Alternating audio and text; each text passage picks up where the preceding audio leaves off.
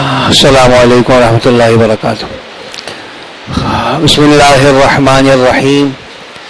نحمده ونصلی علی رسولنا الکریم. اما بعد فاعوذ باللہ من الشیطان الرجیم. بسم اللہ الرحمن الرحیم. یا ایھا المزمل قم اللیل الا قلیلا نصفه او انقص منه قلیلا او زد علیہ ورتل القرآن ترتیلا.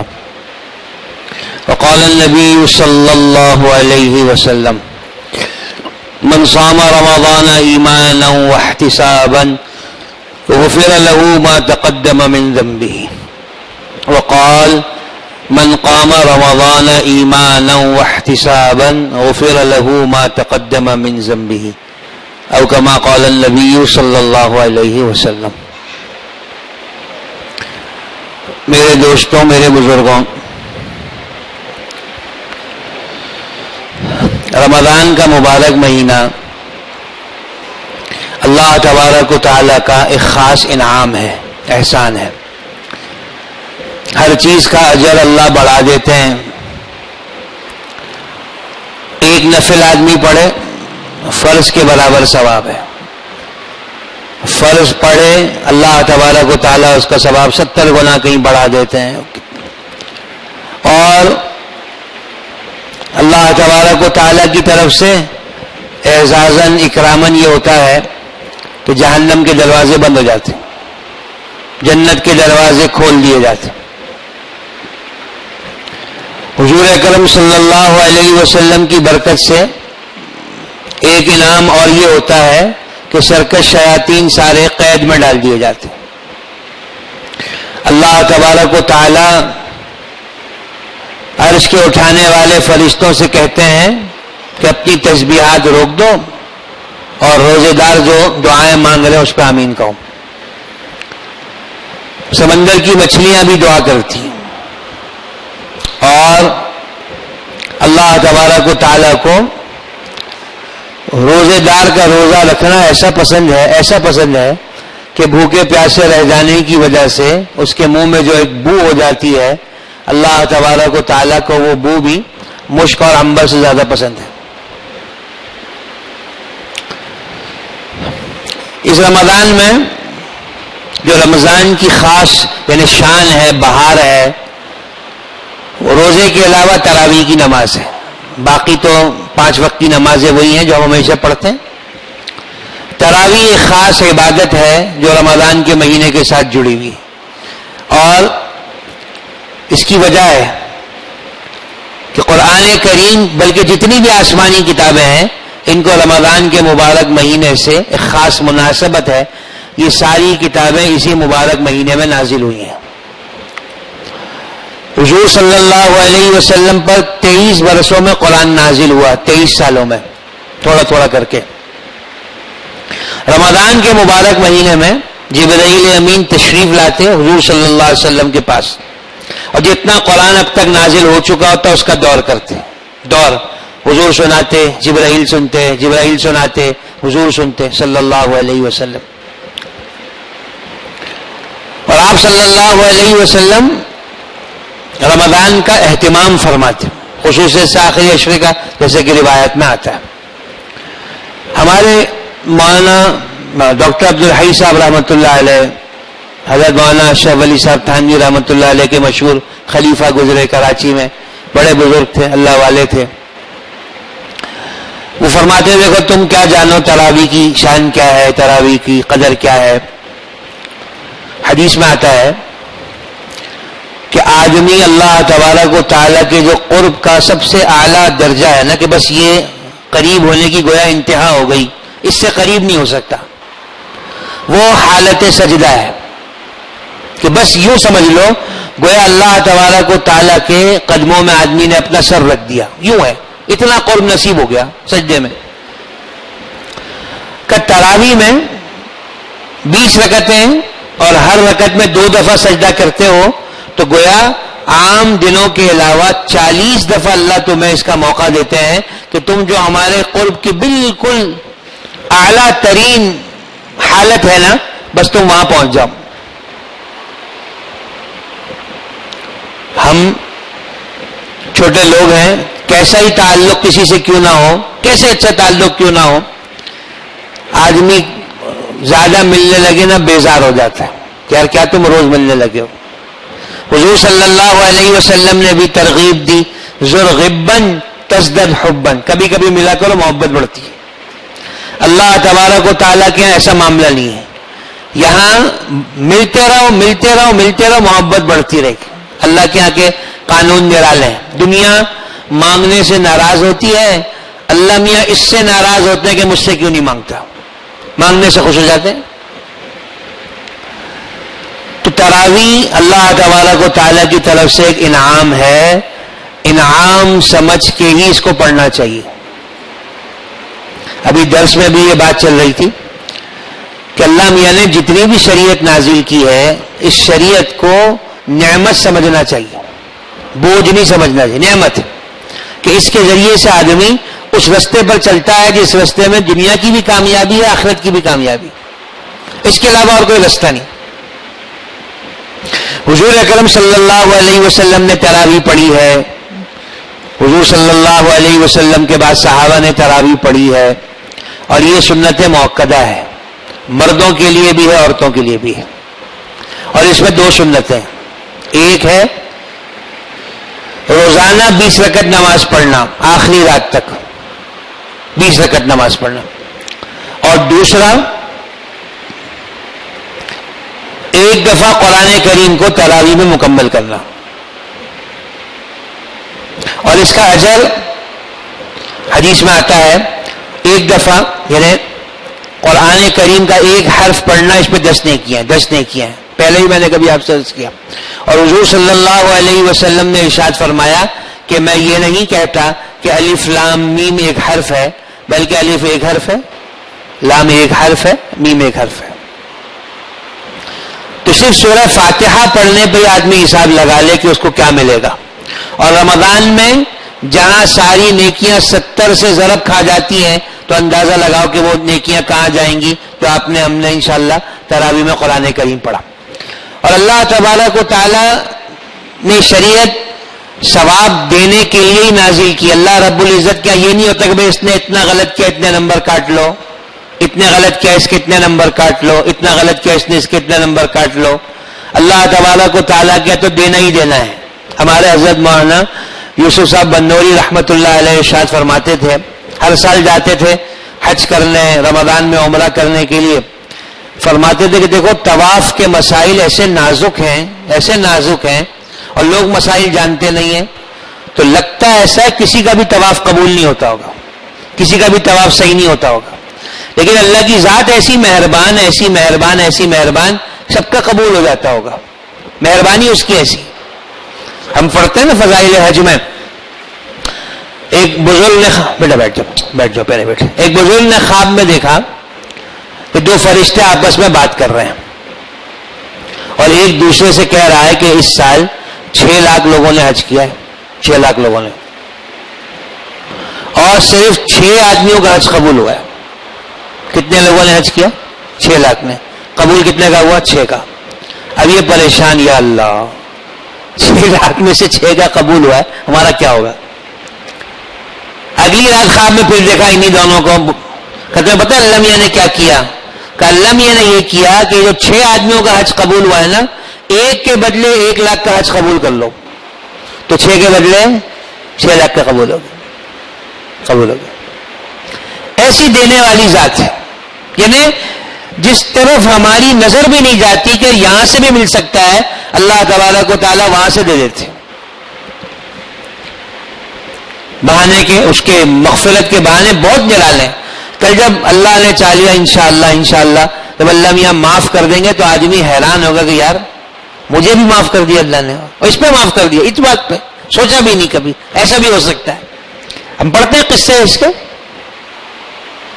کہ ایک بدکار عورت،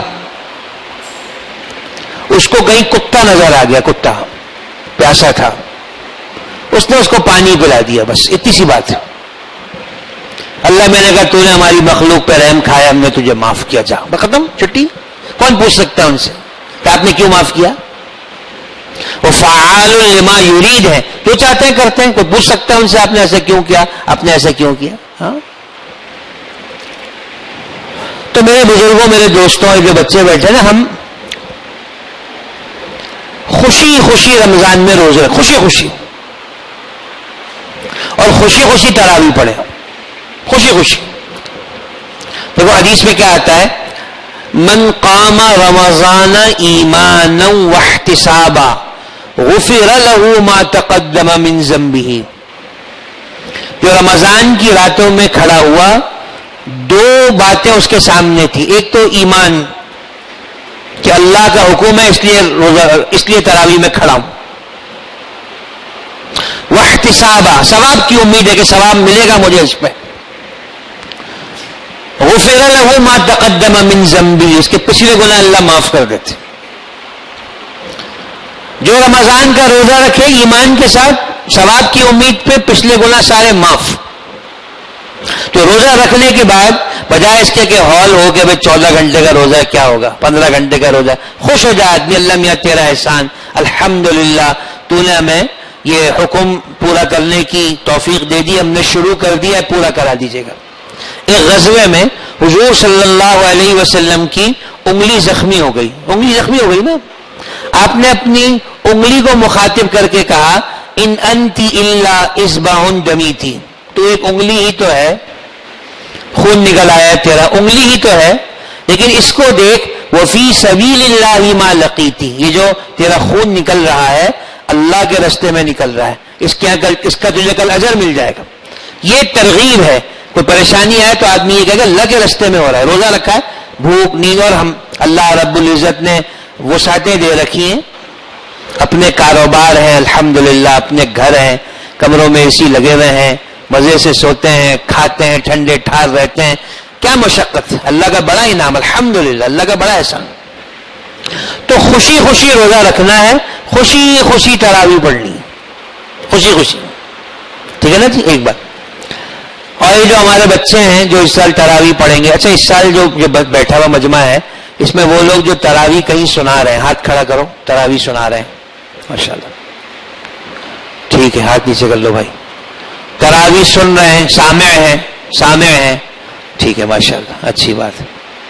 وہ تو سبھی سنیں گے, یہ تو سامع کا مسئلہ ہے. اچھا, اچھی بات, الحمدللہ. مختصر بات کرتا ہوں.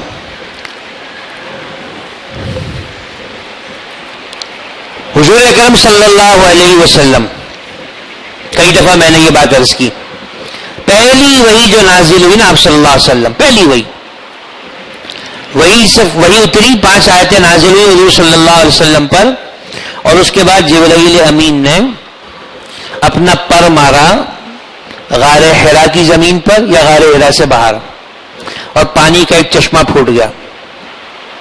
حضور صلی اللہ علیہ وسلم کو وضو سکھایا جبرائیل امین نے کہ وضو یوں کرتے ہیں, اور 2 رکعت نماز سکھائی, اور یوں وضو اور نماز شروع ہو گئی. اور حضور اکرم صلی اللہ علیہ وسلم جب کوئی مسلمان ہوتا سب سے پہلے اس کو وضو نماز سکھاتے, سب سے پہلے. اور آپ صلی اللہ علیہ وسلم کے بعد خلفائے راشدین بھی یہی کرتے. حضرت علی رضی اللہ تعالیٰ عنہ کوفے میں نماز پڑھائی, نماز پڑھانے کے بعد ممبر پہ بیٹھے کا پانی لاؤ وضو کرنا ہے. لوگوں نے کہا ابھی نماز پڑھائی آپ نے؟ کہا میں تمہیں دکھانا چاہتا ہوں حضور وضو کیسے کرتے تھے. حضرت عثمان رضی اللہ تعالیٰ عنہ مدینہ منورہ کے بازاروں میں تشریف لے جاتے اور لوگوں کو دکھاتے کہ آؤ میں تمہیں دکھاؤں حضور صلی اللہ علیہ وسلم وضو کیسے کرتے. ایک دفعہ آپ کسی غزوے سے واپس آ رہے تھے, تشریف لا رہے تھے یا جا رہے تھے, اصل کسی نماز کا وقت ہو گیا. اب جیسے ہوتا ہے نا, بعض لوگوں کا وضو ہے بعض کا نہیں ہے, جن کا وضو نہیں ہے وضو کرنے کے لیے گئے ہیں, یہاں نماز کھڑی ہو رہی ہے, اب جلدی جلدی وضو کیا بھاگتے ہوئے آ رہے ہیں, صحرا میں سفر ہو رہا ہے, تو جس حصے کو پانی نہیں لگا وہاں ریت لگی ہوئی, ریت چمک رہی ہے, نظر آ رہا ہے کہ اس جگہ کو پانی نہیں لگا. آپ صلی اللہ علیہ وسلم نے یہ منظر دیکھ لیا, ارشاد فرمایا ویل للعقاب من النار, یعنی ویل للمقصرین فی غسل الاعقاب من النار, کہ یہ جو لوگ جنہوں نے ایڑیوں کو دھونے میں کوتاہی کی ہے ان کے لیے جہنم کی وعید ہے. اسبغوا الوضوء، پورا وضو کرو بھائی. وجہ کیا ہے کہ بال برابر جگہ بھی اگر خشک رہ گئی تو وضو نہیں ہوگا. 4 اعضاء ہیں وضو میں، صرف ایک کا تو مسح کرنا ہے، 3 اعضاء رہ جاتے ہیں. چہرہ ہے، ہاتھ ہے، پاؤں ہے، 3 اعضاء ہیں جن کو دھونا ہے. لیکن دھونا ایسا ہے کہ بال برابر جگہ بھی کیا نہیں رہے بھائی خشک، ورنہ وضو نہیں ہوگا. اور وضو نہیں ہوا تو نماز نہیں ہوگی. صاف حدیث آپ صلی اللہ علیہ وسلم نے ارشاد فرمایا کہ بے وضو کی نماز نہیں ہوتی ہے، نہیں ہوتی ہے. تو نماز ہی نہیں تو پھر کیا بچا؟ تو یہ بہت واضح بات ہے. اب وضو اس کا ایک طریقہ ہے، حضور اکرم صلی اللہ علیہ وسلم نے سکھایا. اور وضو کو پورا کرنا، آپ صلی اللہ علیہ وسلم نے ارشاد فرمایا کہ اگر تم یہ نہیں چاہتے کہ اللہ تبارک و تعالیٰ تمہارے درجات کو اونچا کر دے اور تمہارے گناہوں کو معاف کر دے، نہیں چاہتے کہ بالکل چاہتے اللہ کے رسول صلی اللہ علیہ وسلم. کیوں نہیں چاہتے؟ کہ اگر تم یہ چاہتے ہو تو 3 کام کرو. اس میں سے پہلا کام کیا؟ اسباغ الوضوء علی المکارہ. طبیعت نہ چاہ رہی ہو تب بھی پورا وضو کرو، اچھی طریقے سے پورا وضو کرو. وضو ایسی چیز ہے، کل قیامت کے دن حضور صلی اللہ علیہ وسلم اعضائے وضو کے چمکنے سے پہچان جائیں گے میرا امتی ہے. وضو کے اعضاء چمکیں گے ایسے. اور بسم اللہ اگر وضو سے پہلے نہیں پڑھی تو وضو کا کوئی ثواب نہیں ملے گا، ثواب نہیں ملے گا. تو بسم اللہ پڑھ لیں، نیت کر لیں. اور جس چیز کا میں نے کی احتیاط کرنی ہے وہ کیا ہے کہ دیکھو بھائی، چہرہ یہاں سے شروع ہوتا ہے جہاں سے عموماً بال ہوگا کرتے ہیں، یہاں سے تھوڑی کے نیچے تک، اور ایک کان کی لو سے دوسرے کان کی لو تک، اس سب کا نام کیا ہے؟ چہرہ ہے.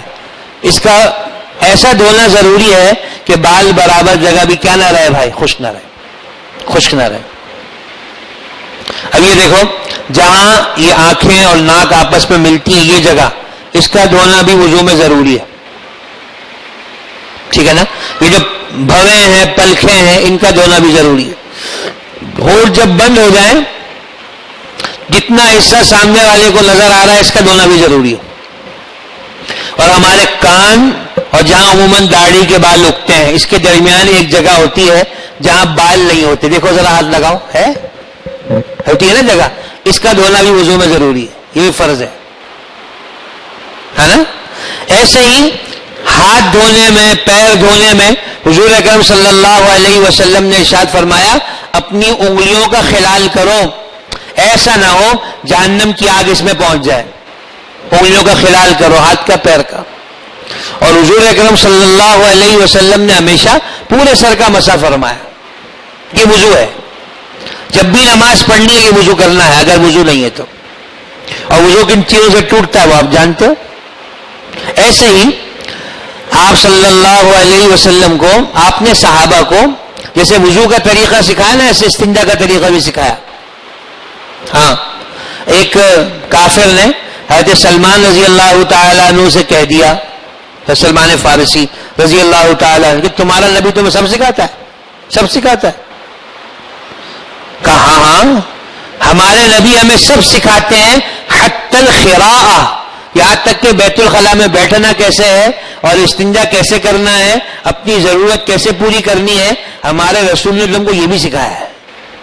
اور پھر اس کو سکھایا، اس کو بتایا کہ دیکھو جب تک نبی کوئی چیز نہیں بتاتا انسان سیکھ ہی نہیں سکتا انسانیت ہے کیا.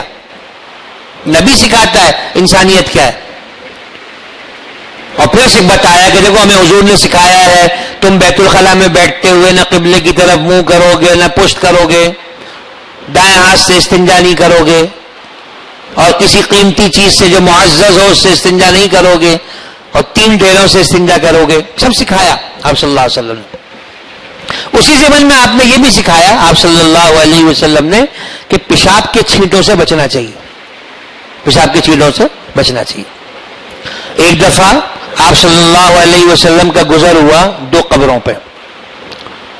آپ صلی اللہ علیہ وسلم نے ارشاد فرمایا کہ ان دونوں قبر والوں کو عذاب ہو رہا ہے. وما يعذبان فی کبیر، کسی بڑے گناہ کی وجہ سے عذاب نہیں ہو رہا، یعنی کوئی ایسا گناہ نہیں تھا جس سے بچنا بہت مشکل تھا، بہت آسان تھا بچنا، بس یہ بچے نہیں. یا جس گناہ کی وجہ سے ان کو عذاب ہو رہا ہے ان کی نظر میں یہ گناہ کوئی بہت بڑا گناہ نہیں تھا, یہ چھوٹا گناہ سمجھ لیتے اس کو, گناہ بہت بڑا تھا. کہا ایک کو کیوں عذاب ہو رہا ہے؟ کہا یہ پیشاب کے چھینٹوں سے نہیں بچتا تھا. اللہ کی طرف سے ایک نظام ہے مردوں میں, پیشاب کی ایک نالی ہے, اس سے پیشاب نکلتا ہے. آپ مثال سے اس کو یوں سمجھ لیں کہ ایک گلاس آپ پانی سے بھر لیں اور اس کو ایسے الٹ دیں گے تو پانی ایک روانی میں نکل جائے گا باہر سارے کا سارا. لیکن آپ اس کو الٹا رکھ لیں, آپ کو نظر آئے گا کہ یہ جو گلاس ہے جو بھی یہ چیز ہے نا, اس کے کناروں پر ایسے پانی کی دھار کوئی یہاں چل رہی ہے, کوئی یہاں چل رہی ہے, کوئی یہاں چل رہی ہے. 1 منٹ کے بعد آپ کو لگے گا ایک قطرہ ٹپکا, پھر ایک وقت آئے گا وہ سارے قطرے جو اندر تھے نا وہ سارے نکل جائیں گے. یہی حال ہمارے مثانے کا ہے. اور اس میں دوسری چیز آپ صلی اللہ علیہ وسلم نے یہ سکھائی کہ اس میں شک میں نہیں پڑنا چاہیے, شک میں نہیں پڑنا چاہیے. اس میں آپ نے ارشاد فرمایا صلی اللہ علیہ وسلم نے کہ ایک شیطان ہے, اس کا نام ہے ولاحان. اس کا کام ہے وضو اور نماز کے اندر لوگوں کو شک میں ڈال دینا. شک میں بھی نہیں پڑنا. کیا کرنا ہے بھائی؟ استنجا کے لیے بیٹھے نا, اور وہ جو ایک روانی سے ایک فلو نکل رہا ہے وہ ہو گیا, اس کے بعد تھوڑی دیر بیٹھ جاؤ, تھوڑی دیر 1 منٹ, آدمی کو اپنا اندازہ ہو جائے گا. نہ کھانسنا ضروری ہے نہ کچھ, خود آدمی کو اپنا اندازہ ہو جائے گا. جب تسلی ہو جائے تو اس کے بعد پھر استنجا آدمی کر لے. اور حضور صلی اللہ علیہ وسلم کو حضرت جبرائیل امین نے سکھایا کہ آپ شک میں نہ پڑیں. اس کے لیے کیا کیا کریں؟ اللہ بچائے, یہ جو وسوسہ ہے بڑی بیماری ہے, ہو جائے تو آدمی کہیں کا نہیں رہتا, کہیں کا نہیں رہتا. ہم نے دیکھے ایسے لوگ وضو ہی نہیں ہوتا ان کا, بیٹھے ہیں وضو ہو رہا ہے, 10 دفعہ ہاتھ دھو رہے ہیں, امام رکوع میں چلا گیا ان کی تکبیر تحریمہ ہی نہیں ہوئی اب تک, شک میں کھڑے ہیں بیچارے. اللہ حفاظت فرمائے. تو کہا کہ آپ کو شک نہ ہو اس کے لیے کیا کریں؟ استنجا سے فارغ ہونے کے بعد تھوڑا سا پانی لے لیں, اپنی رومالی پہ ایسے چھینٹا مار دیں کہ نماز میں اگر کبھی آپ کو یہ محسوس ہو کہ میری رومالی گیلی ہو رہی ہے تو آپ اپنے دل سے کہہ سکیں کہ یہ وہی پانی ہے جو میں نے چھڑکا تھا. جبرائیل امین نے سکھایا حضور صلی اللہ علیہ وسلم کو. ٹھیک ہو گئی بھائی بات یہ؟ تو وضو استنجا کا خیال کرنا. ٹھیک ہے. تراویح میں سب سے پہلی بات کہ بھائی عشاء کی نماز پہلے ہوگی پھر تراویح ہوگی نا, تو عشاء کی نماز مسجد میں پڑھنی ہے. آپ کہیں بھی تراویح پڑھو, اس کے بعد کہیں پڑھو, گھر کی چھت میں, پارک میں, ادھر ادھر, فرض مسجد میں پڑھنے چاہیے. دیکھو اللہ کا فضل ہے, دینداروں کا مجمع ہے. عام دنوں میں رمضان کے علاوہ عام دنوں میں ہم میں سے کسی کا دل چاہتا ہے کہ عشاء کی نماز گھر پڑھ لیں اپنے بھائی. کہاں پڑھتے ہیں؟ مسجد پڑھتے ہیں نا. تو رمضان میں صرف اس وجہ سے کہ ذرا جلدی تراویح شروع ہو جائے گی, جلدی ختم ہو جائے گی, کیوں ثواب ہم ضائع کریں؟ عشاء کی نماز مسجد میں آ کے پڑھیں, پھر جہاں تراویح پڑھنی پڑے. اور وہ جو 15-20 منٹ ہم بچاتے ہیں کہ چلو یہ اتنے جلدی ہم فارغ ہو جائیں گے, اس میں ہمیں کرنا کیا ہے؟ ایسا کون سا ہمارا کام ہے جو رکا پڑا ہے؟ تو اس کی نیت کرتے ہیں نا, عشاء کہاں پڑھیں گے بھائی؟ مسجد پڑھیں. اس کے بعد تراویح کہیں بھی جا کے پڑھیں. یہاں ابتدائی طور پہ دیکھو تراویح میں کچھ, جو کہ بعد میں ان بچوں سے کر رہا ہوں جو تراویح پڑھا رہے ہیں یا سن رہے ہیں, تو پہلے ان سے کچھ بات کرتا ہوں, پھر بنیادی کچھ مسائل تراویح کے سنا دیں, لمبی بات نہیں کرتا. یہ لوگ جو تراویح سنا رہے ہیں یہ اپنے ذمے اس کو لازم کریں کہ دن میں کسی کو ایک دفعہ دیکھ کر ہم ضرور سنائیں گے. کوئی ایک سنے گا ہم سے, کوئی ایک سن لے گا. صرف اپنی یادداشت پہ بھروسہ کر کے مصلی پہ نہیں کھڑے ہوں گے, کسی کو سنائیں گے. اور اس سے اعلیٰ بات یہ ہے کہ سنانے کے بعد ایک دفعہ اس کو نماز میں بھی پڑھ لے آدمی. ہمارے اقرا کے بزرگ تھے مفتی مزمل صاحب رحمۃ اللہ علیہ, انتقال ہو گیا ان کا, 1 سال ہو گیا. ان کا برس کا معمول تھا کہ جو سپارہ آج پڑھنا ہے نا اس کو اپنی سنتوں میں نوافل میں پورا کرتے تھے. برس کا معمول تھا. تو نماز میں قرآن کریم پڑھنے سے جس طرح قرآن یاد ہوتا ہے اور کسی اور چیز سے یاد نہیں ہوتا. اللہ مجھے بھی توفیق دے دے. خیر, تو ایک دفعہ دیکھ کے سناؤ بھائی, اور اس میں یعنی اپنے ذہن میں بٹھا لو کہ یہ مجھے کتنی رکعت میں کتنا پڑھنا ہے، کتنی رکعت میں، پہلی رکعت میں کتنا پڑھنا ہے، دوسری میں کتنا پڑھنا ہے. وہ ہوتا ہے، یہ جو حافظ ہیں یہ جانتے ہیں. خصوصیت سے یہ جو 15 لائن میں جنہوں نے یاد کیا ہوتا ہے ان کو تو معلوم ہوتا ہے کہ صفحہ یہاں ختم ہو رہا ہے، اگلا صفحہ یہاں شروع ہوتا ہے. اتنی دفعہ اللہ کے فضل سے انہوں نے پڑھا ہوتا ہے، ان کے دماغ میں کہیں وہ صفحہ بیٹھ جاتا ہے.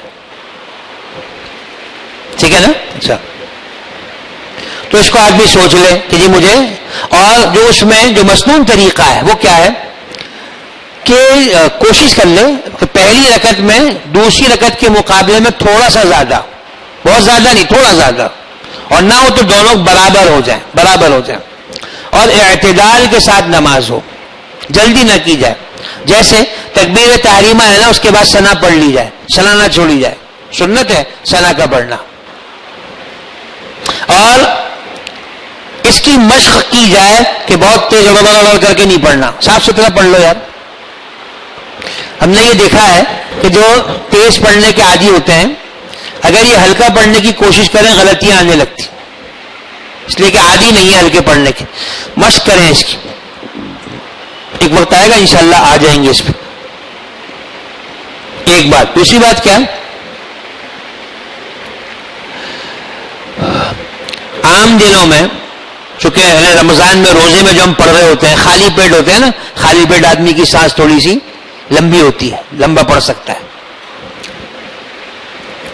افطار میں کھا لیا کھانا اچھا، اور گرمی کے روزے ہوتے ہیں ٹھنڈا ٹھنڈا شربت بھی پیا اور سموسے بھی کھائے، جو آیا وہ ڈال دیا، اب سانس چھوٹا ہو گیا.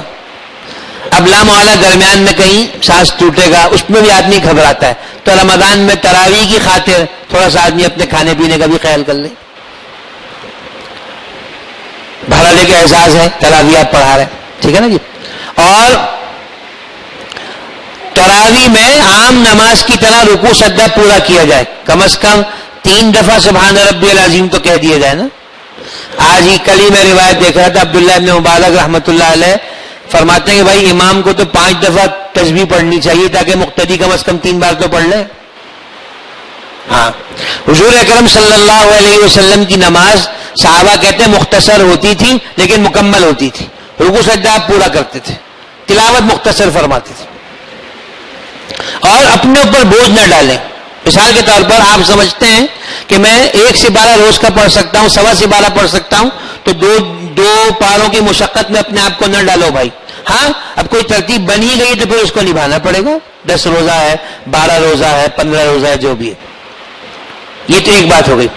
اور یہ جو سامع ہیں جو سن رہے ہیں، سامع کو حافظ سے بھی زیادہ پختہ یاد ہونا چاہیے. یہ غلط لقمہ نہ دئیے. اور سامع کو حافظ صاحب کے ساتھ تعاون کرنا چاہیے. تعاون کیا کہ اگر وہ لگ رہا ہے کہ حافظ صاحب خود نکالنے کی کوشش کر رہے ہیں، پیچھے سے پڑھ رہے ہیں، تو لقمہ نہ دو بھائی، نکالنے دو ان کو، کوشش کرنے دو خود نکال لیں. اور اگر پیچھے سے پڑھوانا ہی ہے تو وہ 3-4 آیتیں پیچھے نہ پڑھواؤ بھائی، 1 آیت پیچھے سے پڑھوا لو. اور غلطی چھوڑو بھی نہیں. ایک لفظ چھوڑا، حرکت غلط پڑی، آیت چھوڑ دی، اس وقت لقمہ نہیں دے سکے تو نماز کے بعد بتا دو بھائی کہ آپ یہ آیت بھول گئے. اور جب وہ حافظ صاحب اگلی رکعت پڑھنا شروع کریں تو پہلے وہ آیت پڑھ لیں جو رہ گئی ہے، پھر پڑھنا شروع کریں آگے. بس سمجھ رہی نا؟ تو سامع اور حافظ صاحب ان دونوں کو ایک دوسرے کی رعایت کرنی ہوگی. حافظ صاحب بھی جھنجھلائیں نا کہ کیا تم لقمے میں لقمہ دیے جا رہے ہو، اور سامع بھی وہ دھڑا دھڑ گولے نہ برسائے لقمے دینے کے، خیال سے چلے، تھوڑا سا اعتدال کے ساتھ، چھوڑے بھی نہ غلطی اور پریشان بھی نہ کرے. بعض لوگ لقمہ ایسے دے دیں جیسے چانٹا مار رہے ہیں، تھپڑ مار رہے ہیں. نہیں، طریقے سے لقمہ دے دے آدمی. اور لقمہ لینے والا یعنی حافظ صاحب اس کو اپنی شان کی خلاف ورزی میں کہ یار مجھے لقمہ دے دیا. اور یہ جو گھروں میں بچے تراویح پڑھا رہے ہیں، اگر یہ بالغ ہیں تو والد صاحب کو وہیں تراویح پڑھنی چاہیے. اور غلطیاں آنے پر بالکل ناراض نہیں ہونا چاہیے، بالکل ناراض نہیں ہونا چاہیے کہ ناک کٹا دی کم وقت، اتنی غلطیاں تیری حال. نہیں بھائی، یہ کوئی بات ہے؟ میں آپ کو ایک مزیدار قصہ سناؤں. حضرت شیخ الحدیث مولانا محمد زکریا صاحب نور اللہ مرقدہ، ان کے والد نے ان کو حفظ کرایا، مزیدار قصہ ہے، اور ان سے کہا کہ دیکھ ایک صفحہ روز تو 100 دفعہ پڑھے گا. کتنی بار پڑھے گا بھائی؟ ایک صفحہ 100 بار پڑھے گا، یاد ہو نہ ہو اس سے بحث نہیں ہے.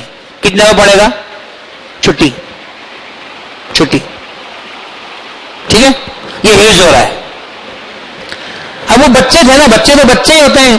تھوڑی دیر بعد ابا ہو گیا 100 دفعہ، اور کہتے تھے، اگر شیخ نے لکھا کہ میں ابا سے کہتا تھا کل تو کچھ کمی رہ گئی تھی، آج پورے 100 دفعہ میں نے پڑھا ہے. تو میرے ابا مجھ سے کہتے تھے کہ آج کا نا کل تجھے پتہ چل جائے، اس لیے کل تو پھر یہی کہے گا کہ کل تو ٹھیک نہیں پڑھا تھا، آج 100 پورے ہو گئی. اور یوں کا حفظ ہو گیا میرا، یہ حفظ ہو گیا. ٹھیک ہے. اب جب آیا پارے سنانے کا مرحلہ تو ابا نے مجھ سے کہا ایک پارے میں 100 غلطیاں معاف ہیں. کتنی غلطیاں معاف ہے بھائی؟ کتنی غلطیاں معاف ہے؟ 100 غلطیاں معاف ہے. 100 معاف ہے. کہ زندگی بھر قرآن پڑھنا ہے؟ یہ کوئی ناک کا مسئلہ تھوڑی ہے. ناک کٹوا دی تو نے ہماری اتنی ہے نا بھائی. ہاں ہمیں سارا سال قرآن کریم پڑھنا چاہیے، سارا سال پڑھنا چاہیے، گھبرانا نہیں چاہیے. آ گئی غلطی آ گئی، کیا ہے اس میں ایسا؟ گھبرانا نہیں چاہیے. ٹھیک ہے. اللہ سے دعا بھی مانگنی چاہیے. جب اللہ کے رسول صلی اللہ علیہ وسلم نے ہمیں یہ سکھایا کہ تمہارے جوتے کا تسمہ ٹوٹ جائے، یہ بھی اللہ سے مانگو، تو میں مصلی پہ ٹھیک کھڑا ہو کے سنا دوں، غلطی نہ آئے، رکعت کی تعداد میں نہ گھبراؤں، پریشان نہ ہوں کہ 2 پڑھی کہ 3 پڑھی، 4 رکعتیں ہوئی کہ 6 ہوئی. یہ بھی کس سے مانگنا ہے بھائی؟ اللہ سے مانگنا ہے. دیکھو ابھی حضور صلی اللہ علیہ وسلم نے ایک دعا سکھائی. کیا دعا سکھائی؟ یا حی یا قیوم برحمتک استغیث اصلح لی شأنی کلہ. اے وہ ذات جو ہمیشہ زندہ، ہمیشہ بھی زندہ ہے، ہمیشہ زندہ رہے گی، اور جس نے سارے معاملات کو تھام رکھا ہے، میں تجھے تیری رحمت کا واسطہ دیتا ہوں، میرے سارے معاملات کو سیدھا کر دے. میرے سارے معاملات کیا کر دے بھائی؟ سیدھا کر دے، اور مجھے اپنے نفس کے حوالے نہ کر. ہاں تو اللہ سے دعا مانگ کے کھڑے ہو جائیں اور غلطیوں سے نہ گھبرائیں. ٹھیک ہے نا. تو حافظ صاحب اور سامع صاحب دونوں ایک دوسرے کا خیال کریں. اور میں نے آپ سے عرض کیا نا، وہ اپنے ذہن میں بٹھا لیں کہ بھائی اس رکعت میں اتنا پڑھنا ہے، اس میں اتنا پڑھنا ہے، اس میں اتنا پڑھنا، یوں ایک دوسرے کا یوں خیال کرتے ہوئے چلیں. اب کچھ بنیادی مسائل سناؤ. دیکھو بھائی تراویح میں 20 رکعتیں پڑھنی ہوتی ہیں. یہ 20 رکعتیں سنت موقد ہیں، 20 رکعتیں. ٹھیک ہے. اور بہتر 2 رکعت کر کے پڑھنا ہے، 2 رکعت کر کے پڑھنا ہے. اور ہر 4 رکعت کے بعد تھوڑی دیر بیٹھنا ہے، جس کو ترویحہ کہتے ہیں. کتنی رکعت کے بعد بیٹھنا ہے؟ 4 رکعت کے بعد. اور ان 4 رکعت کی کوئی خاص دعا نہیں ہے. وہ جو سبحان ذی الملک والملکوت والی دعا لکھی ہوتی ہے، اس کا پڑھنا ضروری نہیں. اصل یہ 4 رکعتیں اس لیے ترویحہ اس لیے ہے کہ بھائی تازہ دم ہو کے بقیہ 4 رکعتیں پڑھ لو. 4 رکعت کے بعد بیٹھ جاؤ. اور اس میں جو افضل صورتحال فقہا نے لکھی وہ یہ کہ جتنی دیر میں 4 رکعتیں پڑھی ہیں اتنا آرام کر لو بھائی، اس کے بعد 4 رکعتیں اور پڑھ لو. اتنا تو ہو نہیں پاتا تو تھوڑی دیر ہو گیا چلو. اور اس میں آپ خاموش بیٹھے رہیں، کوئی ذکر کرتے رہیں، کوئی تسبیح. حافظ صاحب اگلی رکعتوں کے بارے میں سوچتے رہیں کیا کرنا ہے. ہاں تو یہ سوچنے کے لیے ترویحہ رکھ لو، رکوع میں جا کے نہ سوچو. آج ہی میں روایت پڑھا تھا، حضرت علی رضی اللہ تعالی عنہ فرماتے ہیں مجھے حضور نے 4 چیزوں سے منع کیا. 4 چیزوں سے مجھے حضور نے منع کیا. ترمذی کی روایت، ترمذی شریف کی روایت. 4 چیزیں منع کیا. اس میں سے ایک کہ رکوع میں جا کے قرات نہیں کرو گے. کیا نہیں کرو گے؟ رکوع میں جا کے.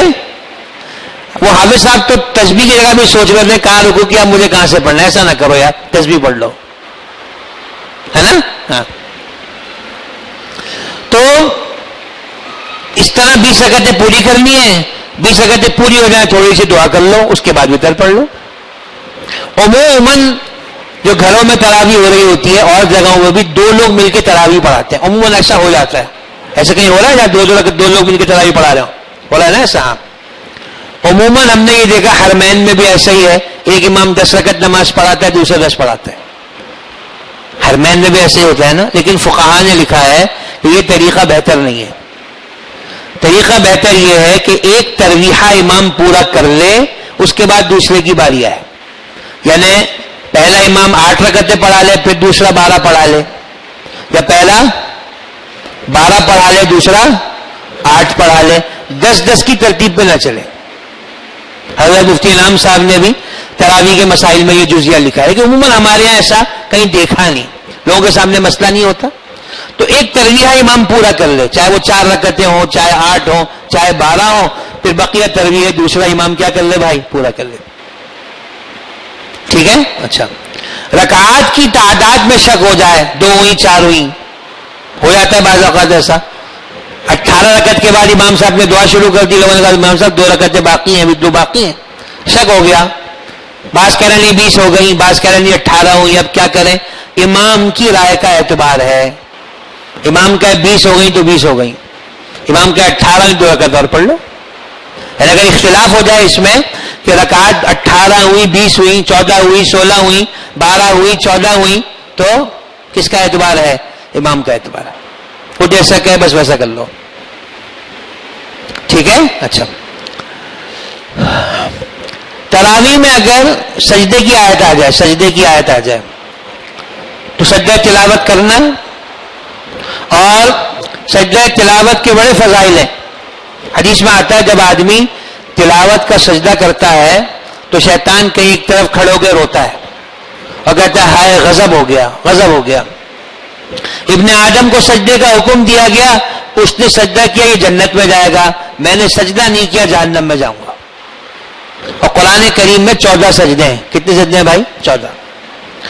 اور بہتر یہ ہے کہ جیسے ہی سجدے کی آیت پڑھی جائے فوراً سجدے میں چلا جائے، اور پہلے اعلان کر دے کہ جی پہلی رکعت میں سجدہ ہے، دوسری میں سجدہ ہے، جو بھی ترتیب ہے. ٹھیک ہے. اور سجدے سے اٹھنے کے بعد آگے پڑھنا شروع کر دے، آگے پڑھنا شروع کر دے. غلطی سے سجدے سے اٹھنے کے بعد اگر سورہ فاتحہ پڑھ لی، سجدہ صاف نہیں ہے. غلطی سے کیا پڑھ لی؟ سورہ فاتحہ پڑھ لی، کیا نہیں ہے بھائی؟ سجدہ صاف نہیں. ٹھیک ہوگی بات.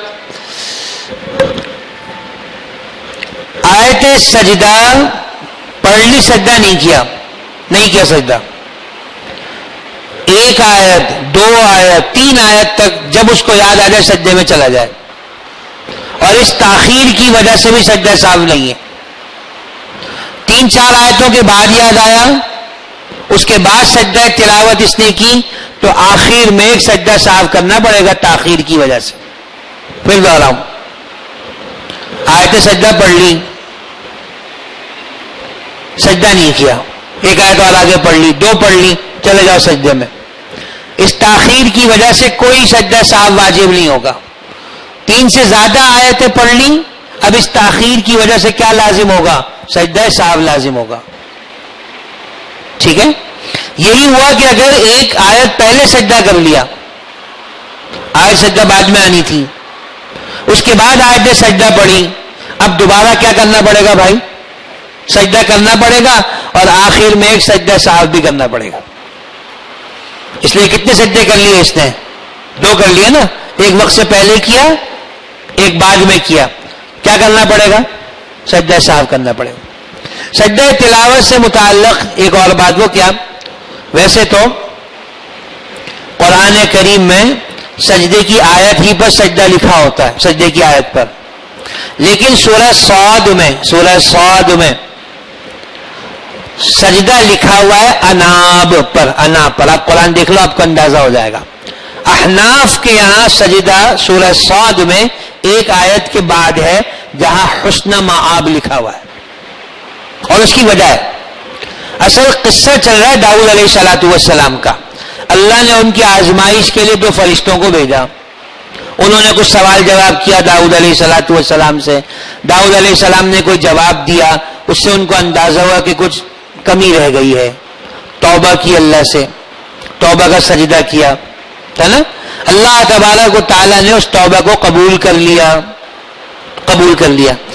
تو جہاں اس کا تذکرہ ہے نا فغفرنا له ذلك کہ ہم نے ان کو معاف کر دیا، اس کے بعد سجدہ ہونا چاہیے. لیکن اگر کوئی شخص انابہ پر بھی سجدہ کر لیتا ہے تو بھی سجدہ معتبر ہو جائے گا. لیکن بہتر کیا ہے بھائی؟ حسنہ مآب پہ سجدہ کیا جائے. یہ بات ہو گئی، ٹھیک ہے. تو یہ آیت. اچھا، اور اگر نماز پڑھ لی سجدہ تلاوت نہیں کیا تو جب تک نماز کی ہیئت میں بیٹھا ہوا ہے، ابھی کسی سے بات چیت نہیں کی، سجدہ کر سکتا ہے. اب بھی نہیں کیا، بس اب سے توبہ استغفار ہے. نماز میں جو سجدہ رہ گیا اس کی قضا بعد میں نہیں ہو سکتی. اور یہ حفاظ کے لیے مسئلہ سناؤں. ایک جگہ بیٹھ کر آپ دور کر رہے ہو اور آیت سجدہ 10 دفعہ پڑھ لی ایک ہی جگہ بیٹھ کے، ایک ہی سجدہ کافی ہے، ایک کافی سجدہ. لیکن اگر چلتے پھرتے پڑھ رہے ہو تو جتنی دفعہ پڑھا ہے اتنی دفعہ کیا کرنا پڑے گا بھائی؟ سجدہ تلاوت کرنا پڑے گا. بیٹھے بیٹھے پڑھ رہے ہو ایک ہی جگہ پر، جتنا پڑھو ایک سجدہ کر لو. یہ بات ہو گئی. اچھا، ایک کبھی کبھی یعنی وہم ہو جاتا ہے، ایسا ہو جاتا ہے، ایک رکعت میں سلام پھر گیا، ایک رکعت میں کیا ہو گیا؟ اس رکعت میں کوئی اعتبار نہیں ہے.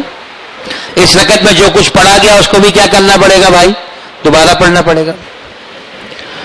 2 رکعت کے بعد التحیات میں بیٹھنا تھا، نہیں بیٹھے، کھڑے ہو گئے تیسری رکعت میں، تیسری رکعت بھی پڑھ لی. بات سمجھ رہے ہیں؟ تو اب یہ 3 کی 3 رکعتیں نہیں ہوئی، اس لیے کہ قاعدہ اخیرہ چھوڑا جو کہ فرض تھا. تو یہ 2 رکعتیں بھی دوبارہ پڑھنی پڑیں گی، اور اس میں جو قرآن پڑھا تھا اس کو بھی دوبارہ پڑھنا پڑے گا. ہاں، التحیات میں اگر بیٹھ گئے تو مسئلہ ختم ہے. اور تیسری رکعت کا اصول یہ ہے، اصول سمجھاؤں میں آپ کو، کہ اگر آدمی کھڑا ہو گیا، پڑھنا شروع کر دیا، اس نے شروع کر دیا پڑھنا، سجدے میں جانے سے پہلے اس کو یاد آ گیا کہ مجھے تو تحیات میں بیٹھنا تھا، میں کہاں کھڑا ہو گیا ہوں. جب یاد آ جائے بس آ کے تحیات میں بیٹھ جائے. قیام میں کھڑا ہوا تھا، سورہ فاتحہ پڑھ لی تھی، یاد آیا کہ مجھے تو تحیات میں بیٹھنا تھا، بس آ کے بیٹھ جاؤ تحیات میں، اور آخر میں کیا کر لو؟ سجدہ صاحب، نماز ہو جائے گی. 4 رکعتیں پڑھ لی. کتنی پڑھ لی؟ 4 پڑھ لی. اگر تو قاعدے میں بیٹھے تھے دوسری رکعت میں تو بس ٹھیک ہے، 4 کی 4 صحیح ہو گئی، 4 کی 4 صحیح ہو گئی، جتنا قرآن پڑھا سب ٹھیک ہو گیا. اور اگر قاعدے میں نہیں بیٹھے تو پہلی دوسری ٹھیک نہیں ہوئی، تیسری چوتھی ٹھیک ہو گئی. ایک ہی تکبیر سے کتنی رکعتیں پڑھ لی؟ 4 پڑھ لی. اگر تو دوسری رکعت میں قاعدے میں بیٹھ گئے تھے تو 4 کی 4 درست ہیں، اور اگر قاعدے میں نہیں بیٹھے تھے تو کون سی نہیں ہوئی؟ پہلی دوسری نہیں ہوئی، کون سی ہو گئی؟ اور جو نماز بھی، جو رکعتیں بھی نہیں ہوئی نا، ان کا دہرانا پڑے گا. اور نماز میں اگر کوئی ایسی غلطی ہو گئی جس کی وجہ سے آپ کو لگتا ہے معنی بدل گئے تو کسی سے مسئلہ پوچھ لینا. اگر وہ کہے گے جی معنی خراب ہو گئے تھے، یہ نماز لوٹانی چاہیے آپ کو، تو ان 2 رکعتوں میں جتنا پڑا تھا اس کو کیا کیا جائے گا؟ لوٹایا جائے گا. اور اگر اس نے کہا نہیں ہو گئی نماز تو بس ہو گئی. یہ چند بنیادی مسائل ہیں سجدہ. اور سجدہ تلاوت کرنے کا طریقہ کیا ہوتا ہے؟ آپ اس آیت تک پہنچ گئے، اس کے بعد ہاتھ اٹھانے کی ضرورت نہیں ہے، اللہ اکبر کہتے ہوئے سجدہ تلاوت میں چلے گئے، سجدے کی تسبیحات پڑھی، اٹھ کے کھڑے ہو گئے، اللہ اکبر کہتے ہوئے آگے پڑھنا شروع کر دیا. رکوع میں سجدہ تلاوت کی نیت نہیں کرنی چاہیے امام کو. بعض لوگ ہوتے ہیں وہ 6 روزہ تراویح چل رہی ہے نا، تو سجدے کا گیپ کون دے گا، پر رکوع میں ہی سجدے کی آیت پڑھ لو، یہ ٹھیک نہیں ہے. اس لیے کہ رکوع میں امام نے تو نیت کر لی کہ میں سجدہ کر رہا ہوں، مقتدیوں نے نیت نہیں کی، اور مقتدیوں نے نیت نہیں کی تو ان کے رکوع سے ان کا سجدہ تلاوت ادا نہیں ہوگا. اور یہ مسئلہ ان کو کون بتائے گا کہ تمہارا سجدہ تلاوت ادا نہیں ہوا؟ لہذا احتیاط اسی میں ہے کہ کیا کر لیا جائے بھائی؟ سجدہ کر لیا جائے. ٹھیک ہے، یہ چند موٹے موٹے مسائل تھے. رکعت میں بنا کو بتا دیا، سجدہ تلاوت کا مسئلہ بھی آپ کے سامنے آ گیا. اس کے بعد وتر پڑھنا ہے. اور یہ بات تو آپ بھی جانتے ہیں، وتر 3 رکعتیں اور واجب ہے، اور رمضان میں باجماعت پڑھی جاتی ہے۔ اگر تراویح کی کچھ رکعتیں کسی کی رہ گئی ہیں، وہ وتر کے بعد پڑھ لے، وتر جماعت کے ساتھ پڑھ لے، وتر جماعت کے ساتھ پڑھ لے۔ اور وتر میں تیسری رکعت میں دعائے قنوت پڑھی جاتی ہے، اللہم انا نستعینک ونستغفرک والی، وہ یاد نہ ہو تو کوئی بھی دعا پڑھ لی جائے، ربنا آتنا فی الدنیا حسنہ وفی الآخرۃ حسنہ وقنا عذاب النار، اس سے بھی کیا ہو جاتا ہے بھائی؟ قنوت قضا ہو گئی۔ ایک مسئلہ یاد آ گیا، وہ کیا؟ دیکھو قرآن کریم میں ایک تو بسم اللہ الرحمن الرحیم سورہ نمل میں ہے، جہاں سلیمان علیہ السلام کا قصہ چل رہا ہے کہ انہوں نے بلقیس کو خط لکھا، انہ من سلیمان وانہ بسم اللہ الرحمن الرحیم، وہ تو ہم پڑھیں گے تراویح میں آ جائے گا۔ اس کے علاوہ ایک بسم اللہ الرحمن الرحیم قرآن کریم کی مستقل آیت ہے، لہذا تراویح میں قرآن پورا ہو جائے اس کے لیے ایک دفعہ بسم اللہ الرحمن الرحیم کو اونچی آواز سے بھی پڑھنا ہے، ایک دفعہ اونچی آواز سے پڑھنا ہے۔ اب وہ کبھی پڑھ لو، عموماً سورہ اخلاص کے ساتھ یا سورہ علق کے ساتھ لوگ پڑھتے ہیں، آپ جہاں چاہے پڑھ لو، لیکن اگر ایک دفعہ بسم اللہ زور سے نہیں پڑھی تو قرآن کریم میں ایک آیت کمی رہ جائے گی۔ اور آخر دن جہاں والناس پورا کیا جاتا ہے تو بہتر یہ ہوتا ہے کہ الف لام میم سے مفلحون تک بھی پڑھ لیا جائے۔ یہ اللہ میاں کو گویا اس بات کا اشارہ دینا ہے کہ اللہ میاں آپ کے فضل سے ہم نے ایک دفعہ قرآن کریم کو پورا کر لیا ہے، اور آپ بھی کے فضل سے دوسرا شروع کر دیا ہے، انشاءاللہ اس کو پورا کریں گے، ہے نا؟ مفلحون تک 19ویں رکعت میں سورہ ناس پڑھ لو اور 20ویں میں سورہ بقرہ کی ابتدائی مفلحون تک کی آیتیں پڑھ لو۔ وتر میں بھی مسئلہ ہے، جو کہ عموماً جماعت سے پڑھنے کی وتر عادت نہیں ہوتی نا ہمیں، اگر تیسری رکعت میں امام صاحب سورت پڑھنے کے بعد بجائے قنوت پڑھنے کے رکوع میں چلے جائیں، اب کیا کریں؟ رکوع میں چلے گئے امام صاحب، چلے جاؤ بھائی تم بھی رکوع میں چلے جاؤ، اور آخر میں کیا کر لو؟ سجدہ صاحب کر لو۔ رکوع میں گئے، کسی نے لقمہ دے دیا، لقمہ، اور نماز میں امام غلطی کرے تو لقمہ دینے کے لیے سبحان اللہ کہنا چاہیے، اللہ اکبر نہیں کہنا چاہیے۔ کیا کہنا چاہیے بھائی؟ سبحان اللہ۔ امام صاحب کو خیال ہوا اٹھ کے کھڑے ہو گئے، ہونا نہیں چاہیے تھا، رکوع میں چلے گئے، اب قنوت کے لیے دوبارہ اٹھنا نہیں چاہیے تھا، لیکن اگر اٹھ گئے اور کیا پڑھ لی؟ قنوت پڑھ لی، اس سے بھی نماز پہ کوئی اثر نہیں پڑا، آخر میں کیا کرنا پڑے گا؟ سجدہ صاحب۔ بعض لوگ یہ سمجھتے ہیں کہ اگر رکوع میں چلے گئے تھے اور پھر اٹھ کے دوبارہ قنوت پڑھی نماز فاسد ہو جائے گی، ایسا نہیں ہے، نماز ہو گئی، گو کہ اس نے غلط کیا، اسے کرنا کیا چاہیے تھا؟ بھول گیا، آخر میں سجدہ صاحب کر لیتا، لیکن کر بھی لیا نا تو بھی نماز پہ کوئی کیا نہیں پڑے گا بھائی؟ اثر نہیں پڑے گا۔ یہ کچھ موٹی موٹی باتیں تھیں، میں دیکھ لوں اگر مجھ سے کوئی بات رہ گئی تو وہ بھی سنا دوں آپ کو۔ ہاں،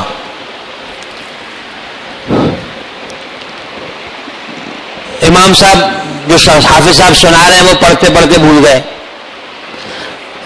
اب وہ اگر تو پڑھتے رہے، پیچھے سے پڑھ رہے ہیں، خاموش نہیں رہے تو کوئی مسئلہ نہیں، لیکن اگر خاموش کھڑے ہو گئے اور اتنی دیر خاموش رہے جتنی دیر میں 3 دفعہ سبحان ربی العظیم یا 3 دفعہ سبحان ربی الاعلیٰ کہا جا سکتا ہے، اتنی دیر کیا رہے؟ خاموش رہے، سجدہ صاحب کرنا پڑے گا۔ تو خاموش نہیں رہنا، پڑھتے رہو، پیچھے سے پڑھ لو کہیں۔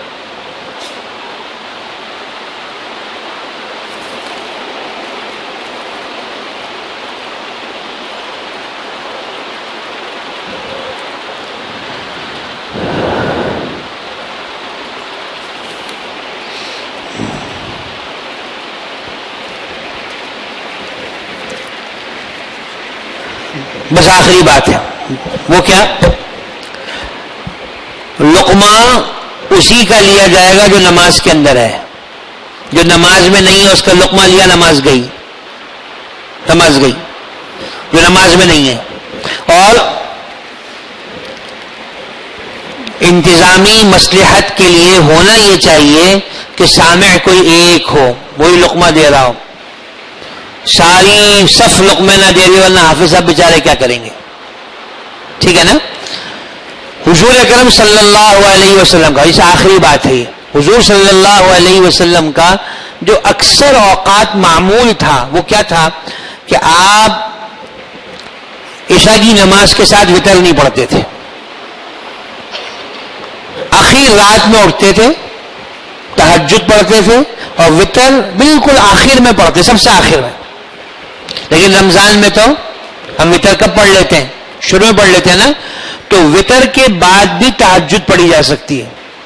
ہمارے بعض بزرگ یہ کہا کرتے تھے کہ وتر پڑھ لی اب تہجد نہیں ہو سکتی، یہ بات ٹھیک نہیں ہے. وتر کے بعد بھی کیا پڑھی جا سکتی ہے بھائی؟ تہجد پڑھی جا سکتی ہے. بس مجھے جو بات کرنی تھی میں نے کر لی.